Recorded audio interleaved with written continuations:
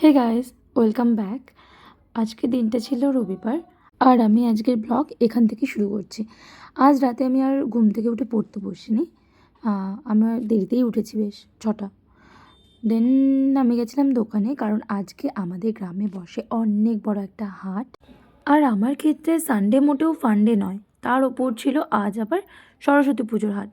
বেশ যতদিন বাবাই সামলেছে এই দোকান, কিন্তু এখন যাই হোক, বাবা আমার কাঁধের ওপর দায়িত্ব রেখে দিয়ে নিজে ছুটি নিয়ে নিয়েছে।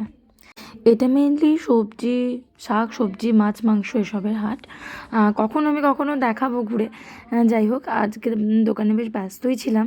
আর আমাদের দোকান মেনলি দর্শকর্মা প্লাস এমনি দৈনন্দিন যেগুলো জিনিস প্রয়োজন সেগুলো পাওয়া যায়। পুজো আর এই বিয়ের সিজনগুলোতে একটু আমাদের ঠিকঠাক চলে যায়। এরপর আমি আর ক্যামেরা অন করার সময় পাইনি, বেশ ব্যস্ত ছিলাম, তো কয়েকটা ক্লিপ নিয়েছিলাম অল্প অল্প। এমন সময় আমি ক্যামেরা অন করেছিলাম যখন হাট ভাঙার টাইম, মানে সন্ধেবেলাতে সবাই যে যার মতো দোকান গুছিয়ে বাড়ি যাচ্ছিল।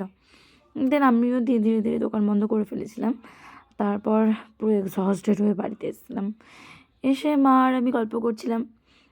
এরমই হয়, যেদিন বাজার মন্দা থাকে সেদিন আমরা দুজনকে সান্ত্বনা দিই, ইটস ওকে। আর সবাই অনেক ভালো থাকবে। আবার কাল দেখা হবে। Radhe Radhe and follow my page.